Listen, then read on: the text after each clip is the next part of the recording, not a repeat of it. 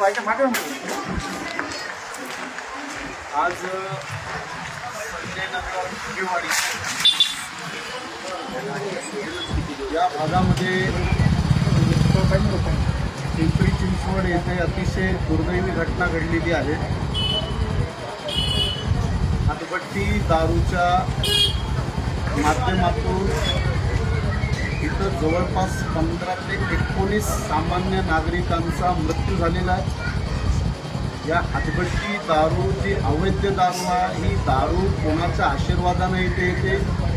या हातभट्ट्यांचे आडवे कोणाच्या आशीर्वादानं चालतात हे ज्यांना कायदा आणि राजकारण माहिती आहे त्या सर्वांना माहिती आहे। या हातभट्टीवाल्यांचे हप्ते कुणाला आहेत तेही आम्हाला चांगलं माहिती आहे। त्यामुळे हे संजय नगरमध्ये जेवढ्या लोकांचे मृत्यू झालेले आहेत, एका कुटुंबात 3-3 माणसं गेली आहेत। या हातभट्टीच्या विषारी दारूमुळे अक्षरशः पूर्ण संजय नगरमध्ये अतिशय भयानक शोककळा पसरलेली आहे। त्यामुळे याच्यातले जे आरोपी आहेत, या आरोपींवर सदोष वधाचे गुन्हे दाखल झाले असतील तर ते रद्द करून या सगळ्या हरामखोरांवर खुनाचे गुन्हे दाखल झाले पाहिजे।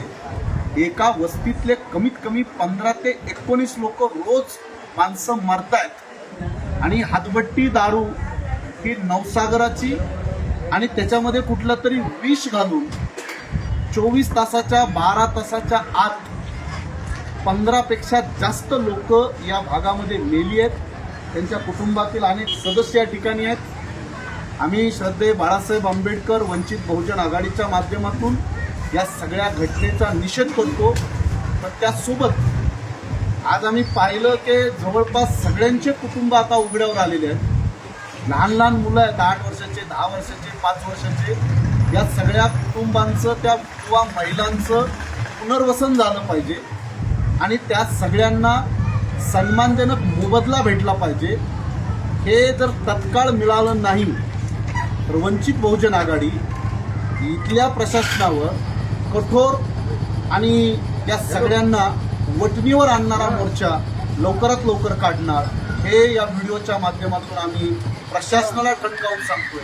कारण तुमचे धागे दोरे आणि तुमचे हे सगळे साठे लोटे कुठं आहे याची आम्हाला चांगली कल्पना आहे। त्यामुळे यांना संरक्षण देणारे, यांच्याकडून हप्ते घेणारे म्हणजे कुठल्याही प्रशासनाचे अधिकारी असतील त्या सर्वांवर सुद्धा कॉमन इंटेन्शनच्या नावाखाली त्यांच्यावर सुद्धा गुन्हे दाखल झाले पाहिजे।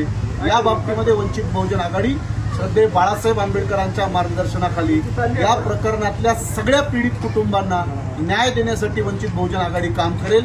एवढंच या निमित्तानं कुटुंबातल्या सदस्यांना मी वचन देतो। धन्यवाद।